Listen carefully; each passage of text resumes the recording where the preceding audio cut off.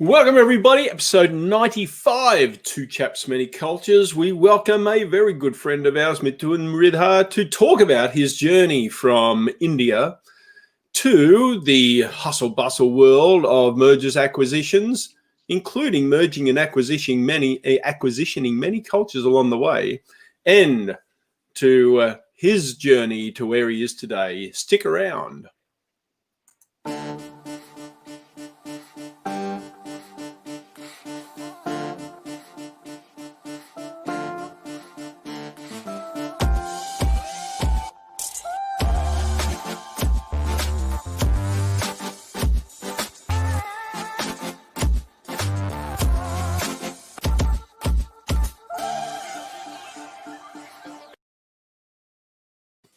All righty, there we are. The three amigos. Hello. Wonderful. Hello, everybody. How are you? Three Chaps Many Cultures today on this beautiful Friday the 13th. Remember the numbers episode we did just recently? You might remember for some cultures, today's date is a bit weird. And to top it all off, it's in the beautiful year of 2020 that has been treating many of us so well with its uncertainties and surprises that it had in store for us. So welcome everybody, episode 95. How are you guys? Such a banner year. I'm doing well. And how are you, Mithun? Thank you for joining us. Bonjour. Namaste. Bonjour. How many languages? Namaste, namaskar. Well, I mean, like, I want to be purist. So if I'm a purist, I count only the languages that I can speak fluently. And so that is 7. But I do speak some of many other languages, which actually are in my list. So the next language which I would love to speak fluently is Spanish. So that's the next challenge. Oh, okay. So maybe not the three amigos. I'm quite disappointed. Only 7 languages. I don't know. Only. Did we find the right guest for this episode? I'm not sure. In India, we had a former president who spoke 14 languages. Actually, that was quite inspiring. 14. Yeah. So I'm not even halfway. So who was that, by the way? Who spoke 14? I think it was I think Narasimha Rao. Oh, okay. Also, right. Atal Bihari Vajpayee, he also used to speak a lot of languages. We have a lot of examples in India where you have people with whom you can speak a lot of languages. But I do have a friend who lives in Luxembourg. He's like my big brother. His name is Prince. So I call him Prince of Luxembourg. And with him, we can speak in 6 languages between us. So nice.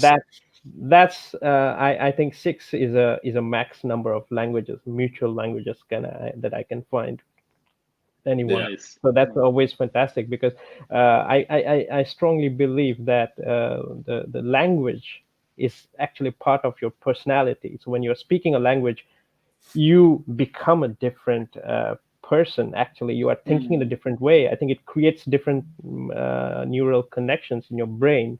And you don't think the same way because you don't have the same words. For example, if you don't have a word for something, it might not exist in your imagination.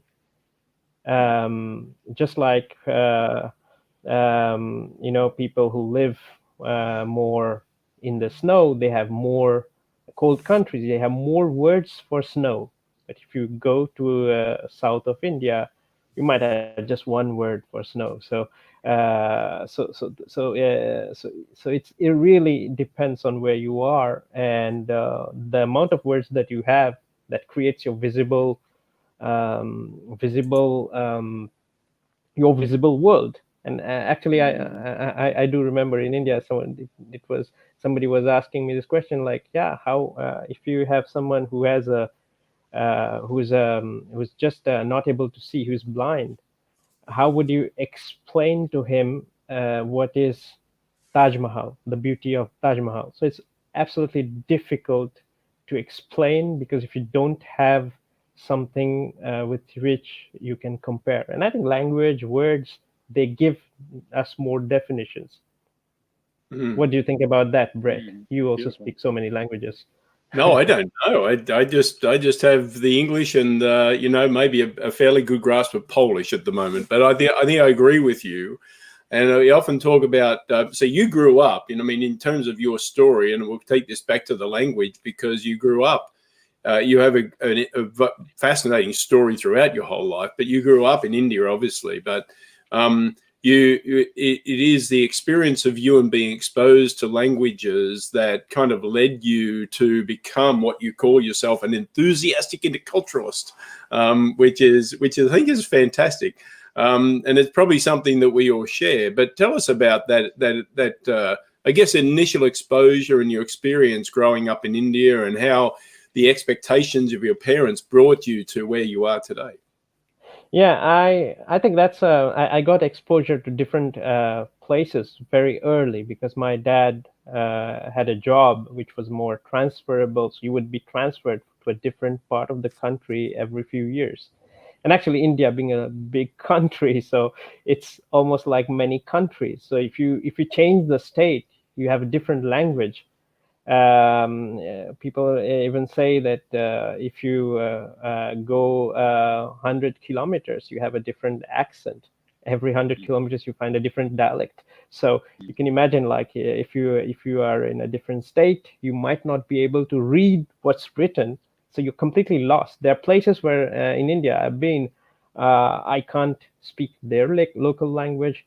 They don't speak the regional languages that I speak. So we end up speaking in English. And even that doesn't go on very well, because nobody really speaks English in the small villages.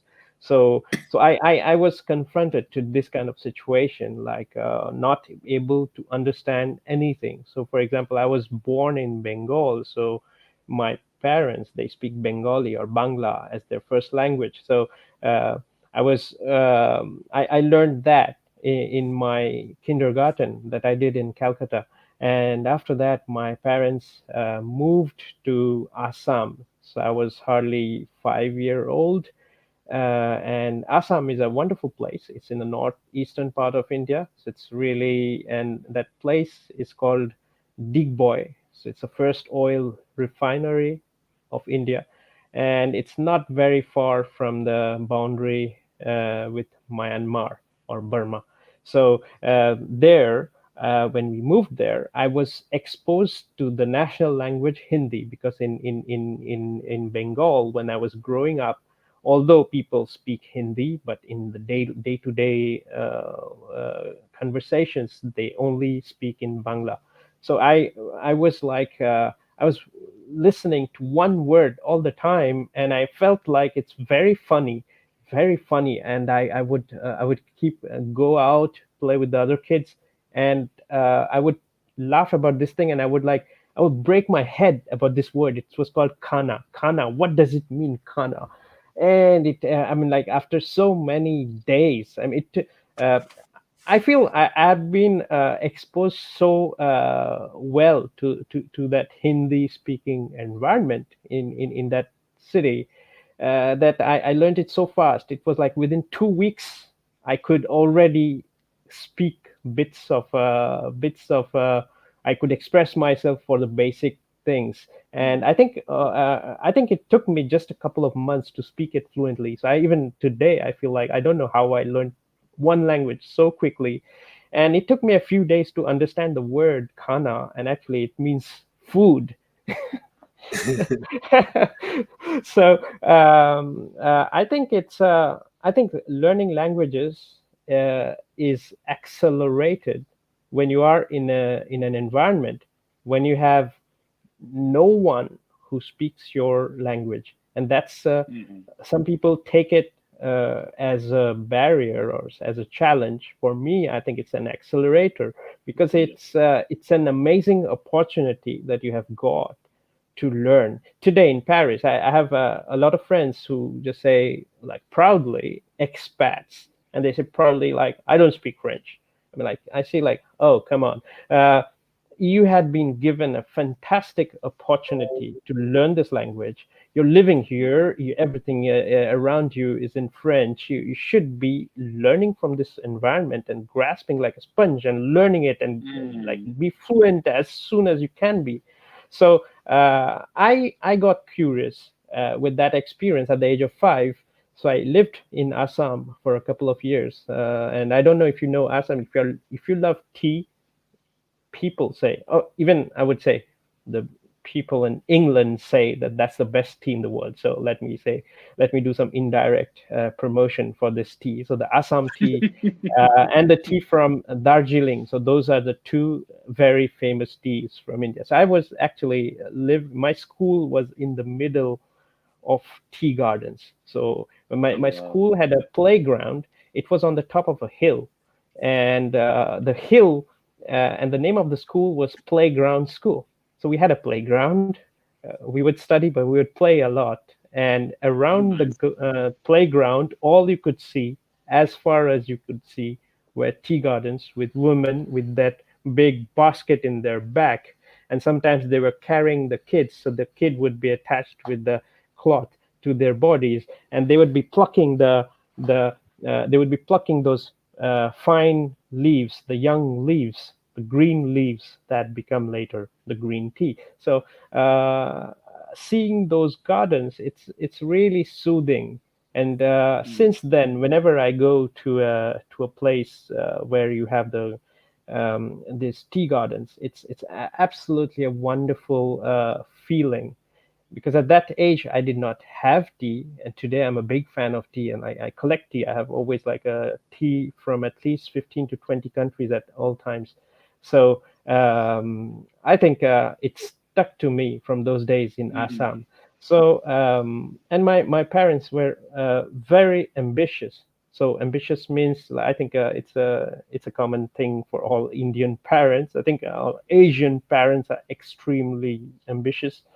And so, like I had a record in my primary school for like 5 consecutive years. I used to be the first. So I was always first in class. I had the rank 1, and that was like a really got me into trouble as well. Like there was a few girls who used to be like first and second, and since the moment I joined the school, I replaced them as first, and they would like hate me. Even today, after all these years, they would not speak to me because they still hate me because I took their number 1 position. And so all those years when I had the rank 1, I would come home with my report card, and I would show it to my dad, and I would show it like, hey, look, I got I'm first again. And the response would be not like congratulations, hey, you did a great job, or something. I think culturally in the USA, you would at least say something positive, and that was not at all the reaction I would have. I would say, hey, how much did you get in maths? You got 85. Why didn't you get 99? I would say like, hey, look, I got the highest. I'm the number 1. No, why didn't you get 99? So that was the level. So it was like never something enough. But at the same time, with the ambition, my parents were like always very ambitious. At the same time, they wanted always the best for me, and that meant a lot of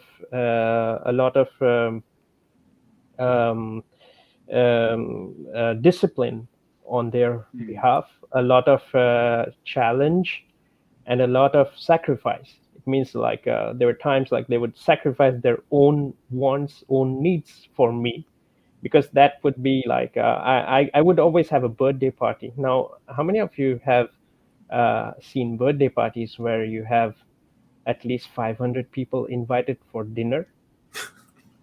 Of course, so my happens to me every year. My average birthday party was like that. At least 400 to 500 people invited.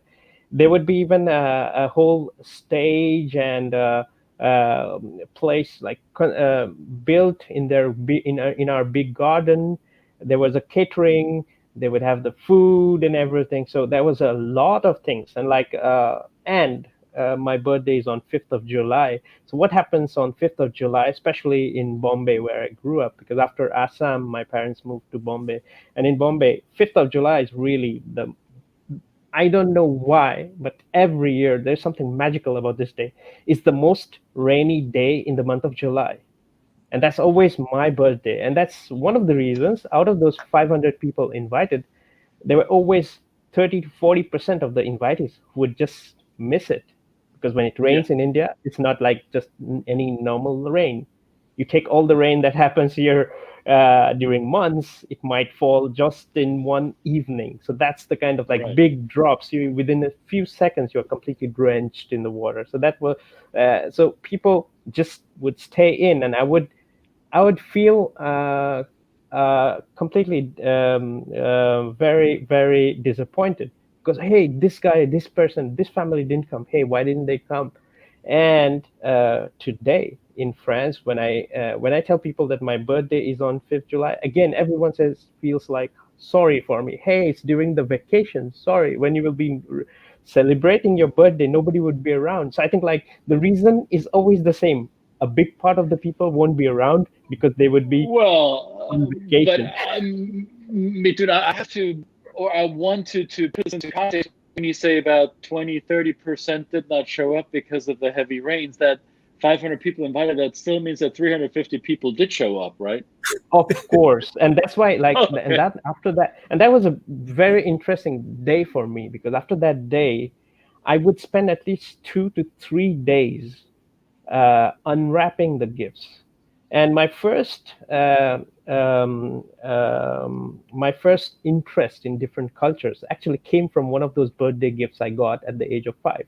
And one of the birthday gifts was a quiz game where you had name of countries on one side, and on the other side you had the capitals or the currencies or the flags, and you had a wire, and you had to point it on the question, and then, like, let's say you have Japan on one side, then you have the list of capitals. If you touch the pointer on Tokyo, then the light will blink. And that will I was so amazed with that game that I kept playing it for days until I knew everything by heart. So I knew the capitals of more than 50 countries by heart, currencies of more than 50 countries, capitals, languages, and also the let's geography. Put you to the test then. So what is the capital of Suriname? I'm just kidding. I'm sure he knows it. But what would be interesting, because you already alluded to it. You now live in Paris, so you're in the heart of Europe, and I hear a lot of comparisons when people try to explain India to Westerners. I often hear that comparison. India is almost like the European Union. It's many countries on one continent or on the subcontinent. Now, you've been living in the European Union for a while, Mithun. Would that be a fair comparison, do you think? The European Union as a multicultural, multilingual continent compares to India? Is that going too far? I think there are things which are common. For example, the fact that the countries, the borders, these are very recent. In the past, it was the borders kept changing. I think you have a time graphic you can check on Google that shows how the borders changed over the last 2,000 years, and it's really interesting to see that. And I think that's the same thing in India. So those borders of the states, the regional identity in each state that you have today, that didn't exist before. So what was more stronger is the language. So actually, and that's why, like in India, you identify the adjective for naming a person where he or she comes from is actually based on the language and not on the name of the state. For example, I'll take a state in the Western India, Maharashtra. Okay, so Maharashtra is one of the largest states in India. The capital is Mumbai. Now, if you are from Maharashtra, in any Indian language, you will not say I'm a Maharashtrian. In English, you might be able to say it, but you say I am Marathi. Exactly. So Marathi is actually the language. So you have an identification. You identify yourself with the language and not with the name of the state or not with the geography. Same if somebody is from Karnataka, they will identify themselves as Kannada because Kannada is the language. Bengali because Bangla is the language, and so on. So I think that's the part which is common. Other things which are common is a diversity in your religions. So in Europe you have this diversity. In India you do have this diversity. Lots of other common things, lots of different political opinions,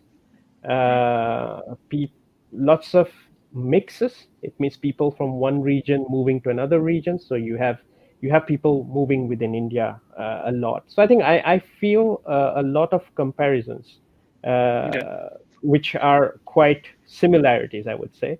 But what makes it different is that still there is a very big common feeling in India, which is more it's very family oriented and it's very much group oriented culture, and I think that's extremely strong and very traditional, and that's what makes the culture very different.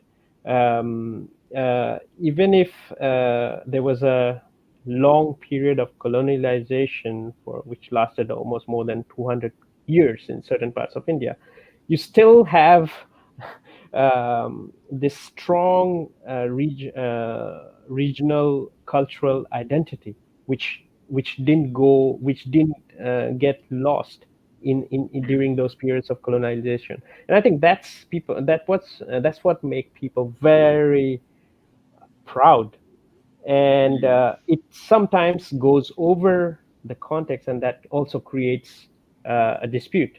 So I think the numbers are much larger in India. You have more than 1.3 billion people. So everything is accelerated. It's more complex. It's more complicated. Everything is written, but things which are written is not always followed. So that's also like you have the most rules, but rules are there not to be followed, but you should know the rules so that you can break them someday. So I kind of like that approach, though. Yeah. But I do want to make it I do want to include a 2020 type question, and this is, forgive me, a very North American perspective that I'm taking here, but I think to a certain degree it has also become a European perspective. You're being a person of color, at least that's what society issues as a label for you, whether you want it or not. And you live in Europe, and probably arguably one of the most diverse countries in Europe, in France. And we've had a lot of conversations, not only in North America, but also in many European countries this year, with inequality along ethnic lines and socioeconomic lines. What is it like from your perspective to being if I may say so, a person of color in Europe? How is your experience? How would you describe that? I feel a lot depends on how you feel inside yourself. The way you feel from the inside, that really changes your perspective. That also changes your perception of others. If you feel I'm not from here, I'm different, and if you might have one of the two complexes. You might have a superiority complex, or you might have an inferiority complex, because you are from one place to another. So some people, so there might be some people. So I do have an Indian friend whom I cannot name, who had a very high superiority complex. So the moment he came to France, for the first few years, I'm not like this. These people, they eat beef, so it means they are impure. or it's like they are committing a sin, although this is a sin only for Hindus and not for somebody else. But actually, he had this so-called view of looking at life, which was so different, and he did not change that. He kept on imposing his rules, which he had within him, to see his identity. I think over time he learned it, and he's very different person now after being in France for over 10 years now, and he speaks fluent French. He's very well adapted, so a lot of changes I see. But for the first few years I always saw him struggling. So I think that's the kind of thing, if you come with a superiority complex or an inferiority complex, you're always comparing others to yourself. You are looking at things, you feel like others are more privileged, you are not privileged, or the other vice versa would be, I am superior to the others that are around me here, so I expect things like I have I can order. I'm like a star. People should treat me on a pedestal. So that's kind of all the I might be exaggerating, but those are the feelings that goes inside you. But as the moment when you go further into your own awareness of your own self, and if you go beyond everything which is superficial, what you see, like the skin, the way you look, the way you are dressed, or the way your age, your gender, and if you go beyond all this, I think you'll realize that we are all very, very same. We have the same physiological needs. We have the same emotional needs. We are very much same. We are built out of the same elements, and I think in India we say that everything is from 5 elements, and so we are built from the same elements. We came from nature. We are part of the nature, and we'll die, and we'll become again part of the same mother nature. And I always believed it very strongly. And that's why I felt at the beginning some kind of hesitation. I used to feel that I'm different at the beginning. When I came for the first year, I would see people reacting in different ways. So I would say like, "Hey, they are different. They're not. They're like this. They're not doing the things my way." So I was challenged, and I also forced myself that I should not stay in a bubble of Indian friends. Also, I did not have a lot of choice in the business school where I was studying in Angers in France. There was one senior, her name is Radhika. So she was the only other Indian I knew in that city. So that makes things very easy. I did not have a lot of people from my own country to meet, and that makes it that kind of pushes you to go beyond and look and meet other people. So I did that.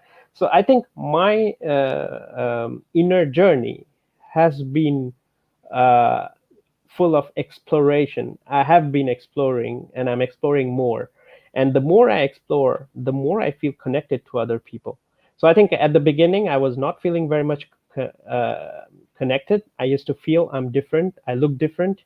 And of course, sometimes those feelings, like if somebody is responding not in the way that you have been expecting, you feel that maybe because my color is different. You have those things like inferiority, or you might think about that, and that might be the case. But over time, I think I feel more and more integrated with the people, because I think it was also quite linked to the language. Like, I did do my homework before coming to Europe. So I learned French and German both at the same time in India. So when I came here, I could understand French, I could speak French, but my French was not that fluent. So it means like I could understand everything somebody said to me, but I could not respond. But it took me a couple of years to understand the fine jokes, the context of the jokes. And so the more time I had, the more I could understand what people would mean, and the more curious I got over time. I think there are people who might lose their curiosity, but I think I am like an artist. So somebody said an artist is a child who decided not to grow up. So I think, I like that. and so I also decided to keep that curiosity. And one of my favorite speakers, Jim Collins, he says, if I would like an addiction in my life, it would be curiosity. And I completely agree. And so the more curious I was, I kept on exploring this. But at the same time, sometimes I went to places where people were not like me, and I got some awkward looks. So at the beginning, it felt like, oh, it feels bad, or it feels not comfortable. But later, I would, as an interculturalist, like I would always think from their way, like, why do you think they might be looking at me like that? So maybe, yeah, maybe like, I'm the most different creature on earth who came here at this point of time. So let me make their life easy. Let me introduce myself and let me start a conversation. I think before the moment you speak, the time you take to just observe and make an idea and a stereotype in your mind, your stereotypes keep on adding one above the other. They're like organic, and you create a whole burden on your shoulders. You create, and those are all full of misconceptions. And I think if you have one right line of connection where you start talking, all those balloons of misconceptions, they burst in a second. And I think that's what happened a lot of times. And I feel really happy. So I did have those awkward moments when I used to question myself. I used to question this difference. I used to question this fact of being a person of color.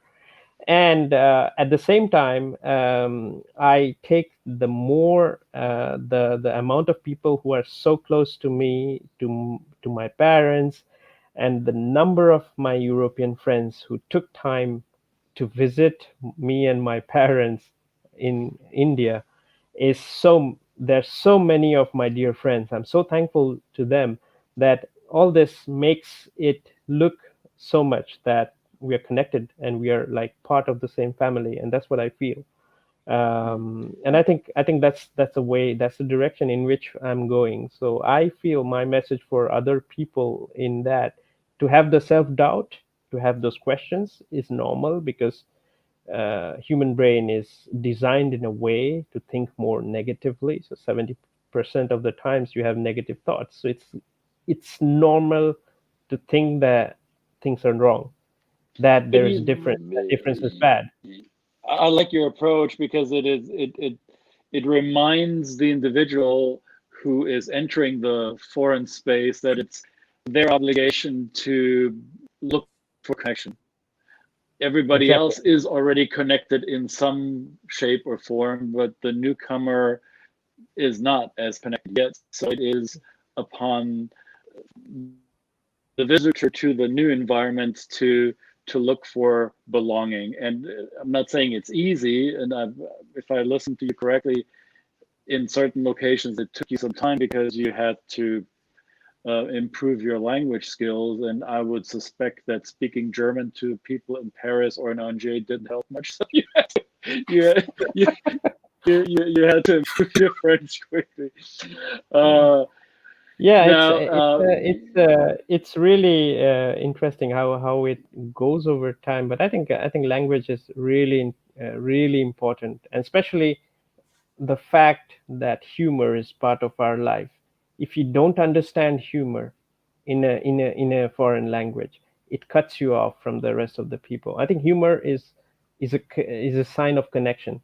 But it's incredibly hard to master that. I remember vividly how my humor failed me abroad, or how long it took me to understand the humor of the environment that I'm in.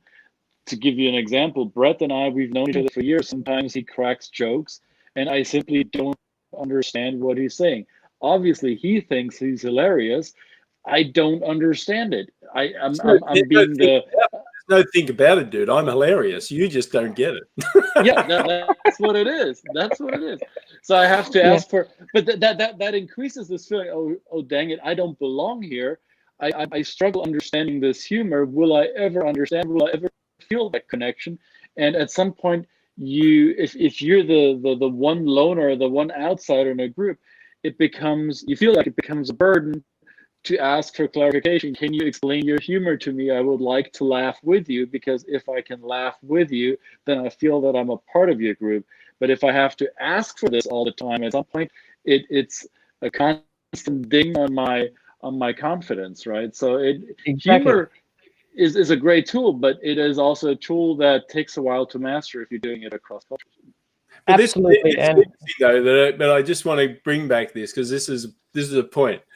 I deploy this humor with Christian intentionally, because I know he does ask me about it, and it's kind of a prompt for me, because there's a real genuine interest in some. It's like you talk about, Mithun, about the curiosity, the just passionate curiosity, that I know that if I deploy this humor in a place, in normal business settings in the US here, there's a lot of just kind of questioning, polite misunderstanding, but there's not a lot of curiosity. There's just like, oh, well, it must be something silly I don't understand.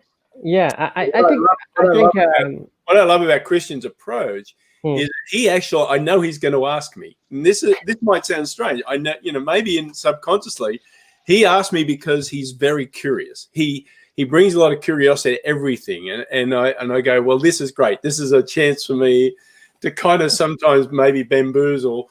And and yes, I may make him uncomfortable. I think it's you can have lots of different kinds of humor, but the humor that doesn't work with people from another culture, or the humor that works with people from another culture, and the humor that doesn't work is the humor when it's extremely context based. Like suppose I say something which is from a soap opera from the 1960s, and other people cannot understand. It's my problem. I chose the wrong humor. But you can. The good thing about the humor is that the principle is the same. The technique is the same. It's like you have a train of ideas, and your train has a fixed direction. It has a destination. It's on the track. It's going in one direction.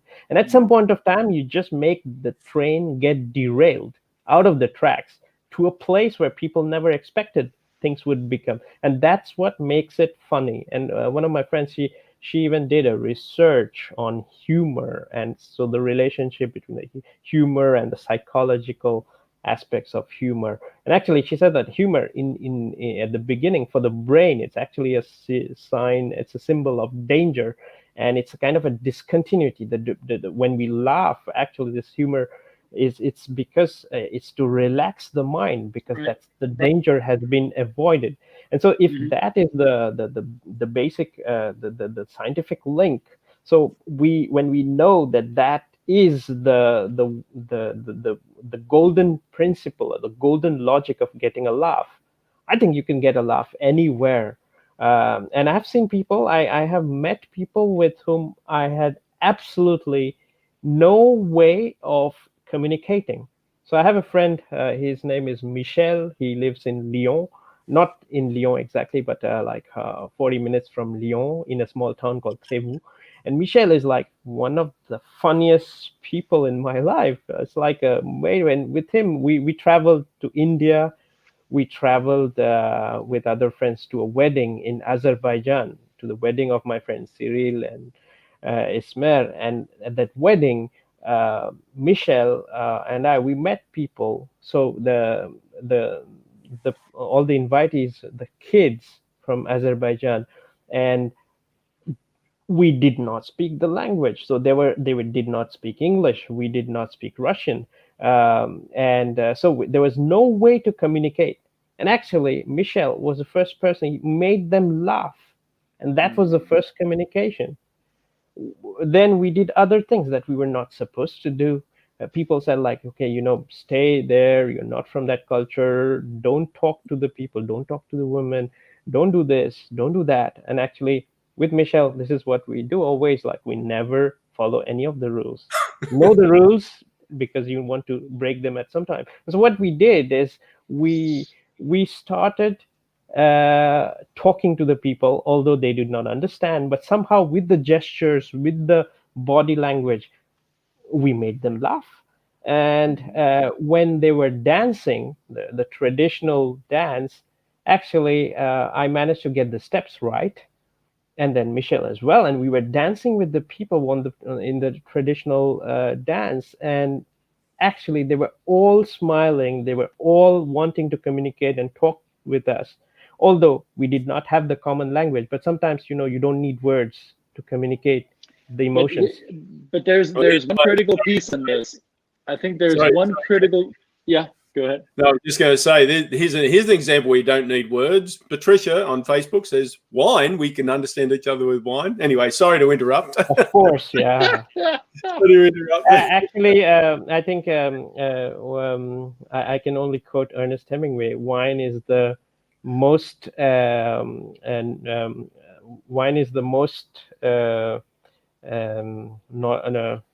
knowledge. It's forgetting it. It'll come to you. You say it in French. Yeah. Maybe you'll remember it in French. It's something on the same lines, like wine is the most sophisticated or knowledgeable thing you can have. So I really like this idea of wine being such a sophisticated thing in life. And yes, of course, it's made with passion. It connects people like a smile. I mean, like when you're drinking with someone, it just means that, like, yeah, you're sharing a moment of your life after your whole day of work. That's your personal time. You are taking this part of your life and you're sharing with someone. And also that, like, there are cultures where it's considered that when you're drinking with someone, like in China, you're drinking with someone, and if you're like even going to the extent of like being drunk, I mean, like, I don't say that you should get drunk, but the thing is, the fact that you're risking it to get drunk in the company of someone you don't know that well just means that you trust them so much that you're willing to get drunk. So I think it's a part of the dialogue. It creates dialogues. Things you do make a bridge. So like I've seen like people who smoke. I don't smoke, but I have colleagues who smoke. So they are ready to walk for 10 minutes from their office to go outside the building to be able to smoke. But that's the standard they have for themselves. Their standard is like, they smoke, they like smoking, they want to go. And the other people who I used to feel at the beginning of my career, all these people who smoke every half an hour or every hour, what a waste of time. Later did I understand lots of business gets done during those smoke moments. And that's a completely different group. I did try smoking with them for some time, and I saw those discussions, and then I realized soon that was not the thing for me. But I do understand that creates a medium for understanding. It's a bridge. Yeah, you had something to say. The bridge, or one important pillar of that bridge that you're describing from the example earlier when you were in Azerbaijan and dancing with the locals. I think one critical piece here is not being afraid of one's embarrassment, having the humility and the vulnerability to make a fool of yourself. You said, know the rule so you know which one you can break.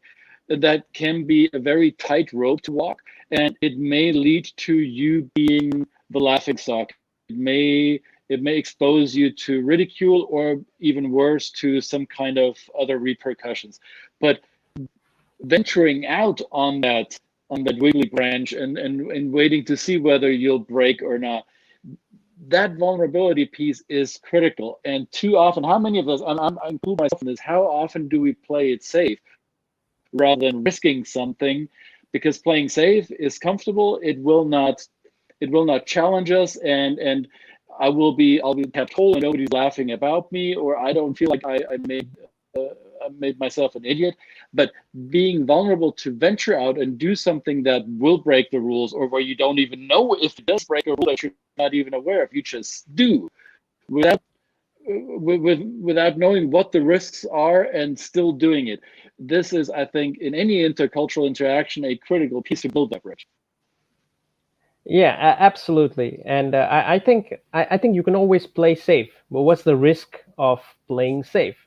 You're all losing all these possible connections with people. Right. And you could be a snob. Sometimes I say that, okay, I live in Paris, so I have picked things from being a Parisian. What do you do when you're traveling? Have a book in your hand, have your headphones, you're listening to your music, you're completely disconnecting from the people outside you. And I used to live in Brussels, and when I go back to Brussels now, I'm so attached to my Parisian habits that by default I have my headphones and the novel, and it's so awkward feeling I get when I'm in the metro in Brussels. When I look around after some time, that I feel like some people are looking at me a bit with bizarre eyes because I'm the only person in the whole metro wearing headphones and reading a book.